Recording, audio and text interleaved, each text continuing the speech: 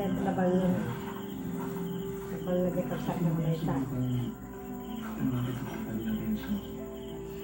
Ayun, tumulong siya. Sana ba, nakita niya yung papa niya. Hindi siya ang galing. Alam mo, alam mo siya tulong na sana. Ano ko naman?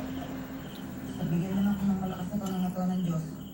Para kahit hanggang sa pagtanda ko, maalagaan ko pa rin kayo. Okay.